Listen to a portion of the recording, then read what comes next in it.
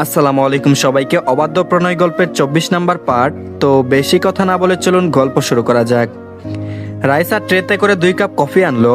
তেজ আগেই বলে দিয়েছে 2 কাপ কফি বানাতে। রাইসাও কোনো রকম প্রশ্ন করেনি, ভেবেছিল হয়তো মাথা ব্যথা তাই 2 কাপ খাবে। কফির ট্রে টেবিলের উপর রেখে রাইসা দাঁড়িয়ে রইল। তেজ রাইসাকে বসতে বলল, কিন্তু রাইসা বসতেই চাইছে না। শেষে জুড়ে ধমক দিয়েও থেমে গেল। তারপর বলল, এই মেয়ে, আমি বলেছি আমার কথার অবাধ্য হবে না, যা বলেছি চুপচাপ তাই করবে। রাইসা সেদিনের কথায় মনে পড়ে বসতে গেল। সাথে সাথে তেজ আবারও বলল, ওখানে নয়। রাইসা অসহায় চোখে তেজের দিকে তাকালো। এখানে নয় তাহলে কোথায় বসবে? বসতেও বলছে আবার নাও করছে। রাইসা কোন দিকে যাবে বুঝতে পারছে না। এমন মানুষ যে সামনে গেলে শিং দিয়ে গুঁতো দিবে আর পেছনে গেলে লাথি মারবে, তাহলে বেচারা রাইসা যাবে কোন দিকে? তেজ বলল, এখানে বসো বলে নিজের পাশে ইশারা করলো তেজ। রাইসা ভয়ে ভয়ে যাবে না করে গিয়ে বসলো, কেননা আবার কি বলে তার ঠিক নেই। এমনি মনে হয় তেজের মাথার তার ছিঁড়ে আছে। রাইসা বসে গুটিয়ে নিল নিজেকে। তেজ এখনো কফি নেয়নি। রাইসাকে উদ্দেশ্য করে বলল, কফি খাও।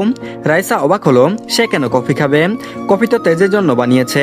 তারপর বলল, কি হলো, এক কথা বারবার বলতে হয় কেন? রাইসা কোনো প্রশ্ন করার সাহস পেল না। ভয়ে ভয়ে একটা কফির কাপ নিল, কিন্তু হাতে ধরে আছে, মুখে আর নিল না, কারণ তেজ এখনো বসে আছে। যার জন্য বানিয়েছে সেই যদি না খায় তাহলে কিভাবে আগে খাবে? তারপর তেজ আবারও বলল, কি হলো, খাওয়ার জন্য কি আলাদা করে নিমন্ত্রণ দিতে হবে? রাইসা বলল, জি, আপনি খাবেন না? কথাটা বলেই মাথা নিচু করলো, জানে এখন তাকে অনেক কথা শুনতে হবে। তেজ বলল, তোমাকে খেতে বলেছি, তুমি খাও, আমার চিন্তা করতে হবে না। রাইসা ভয়ে ভয়ে এক চুমুক দিল। কফির মগে 2 হাত চেপে ধরে আছে। হঠাৎ তেজ ভিন্ন রূপে বলল, এই মেয়ে, তুমি দেখতে পাচ্ছ না এটা আমার মগ? এটা কেন নিয়েছ? রাইসা অপরাধীর মতো চেয়ে আছে। মগের গায়ে কোথাও লিখে দেওয়া নেই, তাহলে সে চিনবে কি করে যে এটা কার মগ? দুইটাই তো একই জায়গায় থেকে এনেছে। তারপর বলল, দাও বলে রাইসার হাত থেকে মগটা ছিনিয়ে নিল। রাইসা হতবাক চেয়ে আছে। এটা কেমন অপমান যে খেতে বলে আবার কেড়ে নিচ্ছে। তেজ বলল, তুমি ওইটা নাও বলে টেবিলের উপর রেখে দিল। রাইসাও চেয়ে আছে। তেজ আবারও বলল, কি হলো, নাও। রাইসা হাত বাড়িয়ে নিল। এমন অপমানে এমনি লজ্জায় মরে যেতে ইচ্ছে করছে, কিন্তু কি আর করার। ইচ্ছে না থাকা সত্ত্বেও তেজের ধমকে কফি হাতে নিয়ে খেতে লাগলো। তেজ রাইসার খাওয়া কফিতে চুমুক দিয়ে আবেশে চোখটা বন্ধ করে নিল, যেন 2 দিনের ক্লান্তি রাইসার ছোঁয়ায় নিমিষেই উধাও হয়ে গেল। এ কেমন অনুভূতি নিজেই বুঝতে পারে না, তবে এটুকু বুঝেছি, এই মেয়েটাকে ছাড়া সে কিছুই ভাবতে পারবে না। তেজ বলল, মৃগনয়নী। রাইসার কপাল তুলে চাইল। তারপর বলল, তোমার চোখ দুটো এমন কেন? এমন প্রশ্নে রাইসা কি উত্তর দিবে বা কি উত্তর দেওয়া উচিত? চোখ তো জন্ম থেকে এরকম, তাহলে সে কি বলবে? রাইসা কিছুক্ষণ চুপ করে রইল। প্রশ্নটা খুবই সহজ, তবুও উত্তর দেওয়া কঠিন। কফির মগটা 2 হাতে ধরে নিচু স্বরে বলল, জানি না, আমার চোখ এমন হয়তো। তেজ হালকা ঝুঁকে এলো। তার দৃষ্টি অদ্ভুত রকম নরম অথচ তীক্ষ্ণ। 2 হরিণী চোখ দেখে তেজ স্থির হলো। এই চোখেই তার ডুবে যাওয়া নিশ্চিত খুঁজছে। তেজের এমন কাছে আসা দেখে রাইসার বুক ধক করে উঠল। চোখ সরিয়ে নিল নিচের দিকে। তেজের শরীর থেকে পুরুষালী ঘ্রাণে রাইসা আরো সিটিয়ে গেল। খোরের বাতাসে অস্বস্তিকর নীরবতা নেমে এলো। পিন নীরবতার মাঝে দুজনের নিঃশ্বাসের ধ্বনি ব্যতীত আর কোনো শব্দ হচ্ছে না।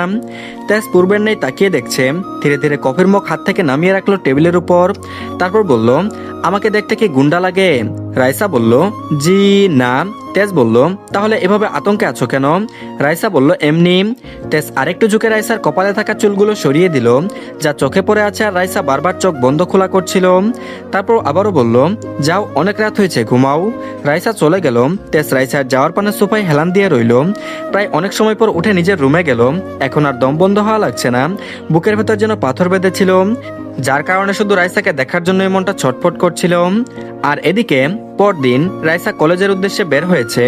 রিক্সা থেকে নেমে গেটে ঢুকতে যাবে, তখন ওই মানুষের ভিড়ের ঠেলায় রাইসা নিজেকে সামলাতে পারছিল না। মাছের হাটের মতো ভিড়ে 2-1 পা করে এগিয়ে চলছে। শেষে একজন ধাক্কা লেগে পড়ে যেতে নিলেই পেছনে থাকা যুবকের সাথে বাড়ি খেলো। থরফরিয়ে দূরে সরে পেছনে তাকালো। তারপর বলল, দুঃখিত। অপাস থেকে বলল, ইটস ওকে, মানুষের এত ভিড়ে এটা স্বাভাবিক। রাইসা মাথা তুলে তাকিয়ে দেখলো লোকটিকে চেনা চেনা লাগলো। মনে হলো কোথাও যেন দেখেছে, কিন্তু মনে করতে পারলো না। উল্টো ঘুরে হাঁটা ধরলো আর মনে করার চেষ্টা করলো আসলে লোকটিকে। পেছনে ঘুরতেই সানজিদা আর ইরা আসলো। দুইজনে মিলে ফুচকা খেয়ে আসছিল। সানজিদা সামনে তাকিয়ে দেখলো একটা বোরখা পরা মেয়ে হেঁটে যাচ্ছে। অবশ্যই এত মানুষের ভিড়ে চিনতে পারলো কি করে? এখানে যারা আছে সবাই প্রায় ওয়েস্টার্ন ড্রেসের, তাই এক মুহূর্তে আলাদা ব্যক্তি চিহ্নিত করতে সময় লাগলো না। তবে এত কিছুর মাঝে যেন সানজিদা আপন মানুষের গন্ধ পেল। মনে হলো খুব কাছের কেউ আশেপাশে ছিল, যার গন্ধ বাতাসে এখনো ভেসে বেড়াচ্ছে। বোরকা পরা মেয়েটার দিকে গভীরভাবে তাকালো। কি রে সানজি, চল ক্লাসে লেট হয়ে যাচ্ছে। সানজিদা বলল, হ্যাঁ চল। বলেই চলে গেল সানজিদা। পা দুটো আচমকায় থেমে গেল রাইসার, আর মাটি থেকে উঠতে চাইছে না, ইচ্ছে করছে না আরেকটা ধাপ উঠিয়ে এগিয়ে যেতে। পিছু টানের মতো তাকে তীব্র করার জন্য মায়া টানছে, যা উপলব্ধি করতে পারছে। পেছনে একবার ঘুরে তাকালো, কোথাও কেউ নেই। এতক্ষণে সানজিদা হেঁটে চলে গেছে মানুষের ভিড়ের আড়ালে। চোখ দুটো অজান্তেই কিছু খুঁজে চলল, কিন্তু পেল না। আপন মানুষের গন্ধ বাতাসে পাওয়া যায়, যেখানে তারা দিনের পর দিন একসাথে বড় হয়ে উঠেছে। রক্তের সম্পর্ক না থাকলেও সানজিদা নিজের ছোট বোনের মতোই ভালোবাসছে রাইসাকে। বড্ড মায়া ভরা মুখ রাইসার, যার দেখে মায়া লাগবে না প্রকৃতপক্ষে তার মন নেই বলেই বিবেচিত হবে। তারপর বলল, তোমাকে খুব মনে পড়ে আপু। এই অচেনা শহরেও তোমার বাতাস ছড়িয়ে থাকে। এমন মনে হয় যে এই একই শহরে হয়তো তুমিও নিঃশ্বাস ফেলো। কাঁধের ব্যাগ দুই হাতে শক্ত করে চেপে ধরে পিছু ঘুরে চলে গেল। সিঁড়ি বেয়ে উপরে উঠতেই বুকের ভেতরটা ভারী হয়ে এলো রাইসার। ক্লাসরুমে ঢুকেও মন বসলো না। বোর্ডের দিকে তাকিয়ে আছে ঠিকই, কিন্তু চোখে লেখা ধরা পড়ছে না। শব্দগুলো কানে ঢুকছে, মাথায় পৌঁছাচ্ছে না। রিম কোনোই দিয়ে ঠেলা দিয়ে বলল, কি হয়েছে, আজ তোমাকে অন্যরকম লাগছে কেন? রাইসা বলল, কিছু না। আর এদিকে টনটনের রোদটা যেন আজ ইচ্ছে করে শহরের উপর নেমে এসেছে। আকাশে এক টুকরো মেঘও নেই। সাদা আগুনের মতো সূর্যটা মাথার ঠিক মাঝখানে দাঁড়িয়ে। রাস্তায় গরমে বাতাসও থমকে আছে, যেন নড়ার শক্তিটুকু হারিয়ে ফেলেছে। পিচ ঢালা সড়কের উপর তাপের ঢেউ কাঁপছে। দূর থেকে দেখলে মনে হয় রাস্তা গলে তরল হয়ে যাচ্ছে। রিক্সা টিনের হুডটা অর্ধেক নামানো, তবুও রোদের তেজ কমছে না। গরম বাতাস এসে মুখে লাগছে, শুকনো ধুলো মেশানো। রাইসা হিজাবের প্রান্ত দুই দিকে ধরে আছে। কপাল আর নাকের ডগায় বিন্দু বিন্দু ঘাম জমে স্বেচ্ছেতে অনুভব করলো হিজাবের ভেতর দিয়েই। হাতের তালু গরম হয়ে আছে, ব্যাগের স্টেপ শক্ত করে ধরে আছে দুই হাতে। রাস্তার দুপাশে কোনাগুলো আদো খোলা। কোথাও ঠান্ডা পানির বোতল বরফে চুবিয়ে রাখা, কোথাও আখের রসের মেশিন ঘুরছে শব্দ করে। ভাজাভুজির দোকান থেকে গরম তেলের গন্ধ উড়ে এসে আরো ভারী করে তুলছে বাতাস। ফুটপাতের একপাশে কুকুরটা জিভ বের করে ছায়া খুঁজে শুয়ে আছে। দু একটা পথচারী দ্রুত পা চালিয়ে যাচ্ছে, সবাই যেন রোদের সঙ্গে যুদ্ধ করছে। রিক্সার চাকায় ধুলো ওড়ে ছোট ছোট ঘূর্ণিঝড় সৃষ্টি করছে। একটা বাস হর্ন বাজিয়ে পাশ কাটিয়ে গেল, তীব্র কণ্ঠে চারপাশ কেঁপে উঠল। রিক্সাওয়ালা ঘাড় নিচে করে ধীরে ধীরে প্যাডেল ঘুরিয়ে যাচ্ছে। তার পিঠ ঘামে ভিজে গাঢ় হয়ে গেছে। মাঝে মাঝে গামছা দিয়ে ঘাম মুছে আবারও টান দিচ্ছে। রাইসা হুডের ফাঁক দিয়ে আকাশের দিকে তাকালো। চোখে রোদের ঝিলিক লাগতেই আবারও নামিয়ে নিল দৃষ্টি। শহরের কোলাহল আজ যেন কেমন ঝাপসা লাগছে। হর্ন, ডাকাডাকি, মানুষের শব্দ সব যেন দূর থেকে ভেসে আসছে। গরমের মাঝেও হঠাৎ এক ঝলক বাতাস এলো, উনার কোনা দুলে উঠল। সেই হাওয়ায় কোনা থেকে যেন শুকনো পাতার গন্ধ, আর একটুখানি পরিচিত স্মৃতির ছোঁয়া। বুকের ভেতরটা কেমন নরম হয়ে গেল। তেজ বাইক হাতে শক্ত করে ধরে আছে। এই বুঝি বাইকের হাতল ভেঙে দুই ভাগ করবে। রাগ উঠছে তার, তবে রাগের কারণ নিশ্চিত ফাহিম আর জিহাদের। ক্লাস শেষে লাঞ্চ করতে যাবে ভেবেছিল, কিন্তু বের হয়ে তেজের এমন আচরণ আশা করেনি দুজনের একজনেও। তাই পেছন পেছন পাগলা ঘোরা ছুটিয়ে তারাও তেজের পিছু নিল। আজকে বাকি ক্লাস করানোর কোনো ইচ্ছে নেই তেজের। চোখের দৃশ্যপটে ভেসে উঠছে একটা ছেলের বুকে ধাক্কা খেয়েছিল নিকাবের আড়ালে দুটি মৃগনয়নী চোখের অধিকারিণী, যাকে সে খুব ভালো করে চিনতে পেরেছিল। সহ্য শক্তি যেন ক্ষীণ হয়ে যাচ্ছে, সেই কারণে আজকে ক্লাসেও ভালো করাতে পারেনি। অদ্ভুত অনুভূতি হচ্ছে। এটাকে জেলাসি বলে নাকি তার জানা নেই, কোনোদিন প্রেম করলে তো জানবে। বাইকের গতি হঠাৎ করে বাড়িয়ে দিল তেজ। এমনি বেশি ছিল, এখন যেন বাইক শূন্যে ভাসমান লাগছে। পাশ দিয়ে চলা গাড়িগুলোকে একের পর এক কাটিয়ে এগিয়ে যাচ্ছে। হেলমেটের ভেতর চোয়াল শক্ত, চোখ লালছে। তেজের এমন হঠাৎ হাওয়ার বেগে গাড়ি চালানো দেখে দুইজনেই দুজনের দিকে তাকালো। ফাহিম বলল, আরে এখানে কি রেস চলছে নাকি, এভাবে যাচ্ছ কেন? জিহাদ বলল, কেসটা সিরিয়াস লাগছে, বাড়িতে আঙ্কেল আন্টির কিছু হয়নি তো? ফাহিম বলল, যাচ্ছি তো, গেলেই দেখতে পারবো। বলেই দুজনেই পেছন পেছন চলল।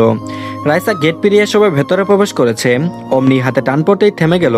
হাত কে ধরলো ভেবে পেছনে ঘুরে তাকাতেই দেখলো রাইসা গেট পেরিয়ে সবে ভেতরে প্রবেশ করছে। অমনি হাতে টান পড়তেই থেমে গেল। হাতকে ধরলো ভেবে পেছনে ঘুরে তাকাতেই দেখলো সেই দিনের সেই বাচ্চা ছেলে সুমন। রাইসা মাটিতে বসে সুমনের গালে টেনে দিল, তারপর বলল, তুমি এখানে? সুমন বলল, এদিক দিয়ে যাচ্ছিলাম, তোমাকে দেখতে পেয়ে ছুটে চলে এসেছি আপু। লম্বা চুলওয়ালি আপু, তুমি অনেক সুন্দর। রাইসা মুচকি হাসি দিয়ে বলল, তুমিও খুব খুব খুব সুন্দর। সুমন বলল, হ্যাঁ, কিন্তু তোমার মতো নয়, জানো আমি তোমার কথা আম্মুকে বলেছি। রাইসা বলল, তাই বুঝি?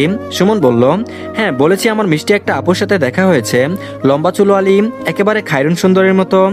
এইটুকু ছেলের মুখে এমন কথা শুনে রাইসা হা করে আছে। সুমন আবারও বলল, আপু আমি তোমাকে খায়রুন সুন্দরী বলে ডাকবো, তুমি কি রাগ করবে তাহলে? রাইসা বলল, মোটেও না, এত সুন্দর মুখ দিয়ে এত ভালো ডাক আমি কি করে রাগ করতে পারি? সুমন বলল, থ্যাংক ইউ আপু। রাইসা বসেই ছিল, হঠাৎ তেজের আগমনে দ্রুত হয়ে উঠে দাঁড়ালো। গেট থেকে সাইড হয়ে দাঁড়ালো, এক হাতে সুমনের হাত ধরে। সুমন পেছনে ঘুরে তেজকে দেখে শুকনো ঢুক গিলে নিল। সেই দিনের কথা মনে পড়তেই আতঙ্ক লাগলো। যেভাবে চোখ রাঙিয়েছিল তেজ, বেচারা সুমন ভয়ে হিসু করে দেয়নি এটাই অনেক।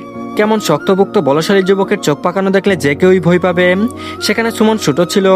রাইসার হাত আস্তে আস্তে ছেড়ে দিয়ে বলল, খায়রুন সুন্দরী, আমি পরে আসবো বলে ছুট লাগালো। আপাতত জীবন রক্ষা করা দরকার। রাইসা সুমনের দৌড়ে নিচে তাকিয়ে রইল। এমন সময়ে হুট করে তেজ সামনে বরাবর দাঁড়ালো। সেই প্রথম ভার্সিটির শহীদ মিনারের সামনে প্রথম এক পলক দেখেছিল এই যুবকটিকে, যে তার স্বামী নামক আসামি। বিয়ে হয়েছে অথচ বউ মানে না, স্বামী স্ত্রী অথচ সম্পর্ক মানে না। ঘন ঘন পল্লব বিশিষ্ট আঁখি তেজের চোখে স্পষ্ট নজর কাড়ল। যা বলার ছিল, যা রেগেছিল, সবকিছুর পরিসমাপ্তি এখানেই ঘটল। রাইসা মাথা নিচু করেই চলে গেল। তেজ পেছনে ডাকলো না, রাগ নয়, জেদ নয়, শব্দবিহীন তাকিয়ে রইল। ঠিক কি জাদু করেছো বলো না, ঘরে থাকা আর যে হলো না গানটার মতো তেজের অবস্থা। তার ক্ষেত্রে হবে, কি জাদু করেছো বলো না, তোমার কাছে এলে আমার পৃথিবী ঠিক থাকে না। দম নিয়ে ঠোঁটের কোণে বাঁকা হাসির রেখা উঠল। অমনি দুই হনুমান এসে সামনে খাড়া। তেজ কপাল ভাঁজ করে তাকালো, তারপর বলল, কি সমস্যা, তোরা এখানে কি করছিস? ফাহিম বলল, তুই যেভাবে বাইক চালিয়ে আসলি, আমরা না এসে পারলাম না। তেজ বলল, মানে? আমার বাইক আমি চালাচ্ছি, যেভাবে খুশি চালাবো। মাটির উপর দিয়ে আসবো নাকি আকাশ দিয়ে আসবো এটা আমার ব্যাপার, তোরা আমাকে ফলো করে বেড়াবি কেন? ফাহিম অবাকের সুরে বলল, যার জন্য করবে চুরি তোমায় চোর বানাইবে। মানুষ এমনও আছে, চামড়া কাটটা বসতে দিলে দেখবা জুতা বানাইছে।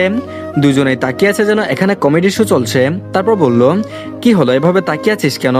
তেজ বলল, আমার জন্য তোদের কোনো চুরি করতে বলিনি আমি, আর না বলবো। এখন এই মুহূর্তে বিদায় হ। ফাহিম বলল, যাচ্ছি যাচ্ছি, এভাবে তাড়িয়ে দিচ্ছিস কেন? বাড়ি কি শুধু তোর একার আছে, আমাদের নাই নাকি? এরকম ফকিন্নির মতো আচরণ করছিস কেন? ঘরে কি চাল নেই যে একটু খাওয়ার আমন্ত্রণ না জানিয়ে যেতে বলছিস?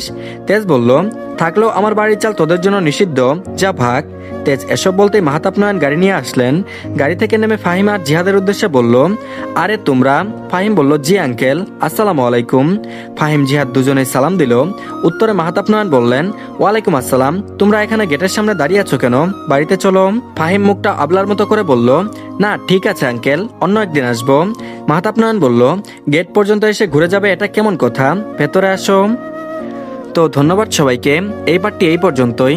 তো সবাইকে আবারও ধন্যবাদ, আল্লাহ হাফেজ।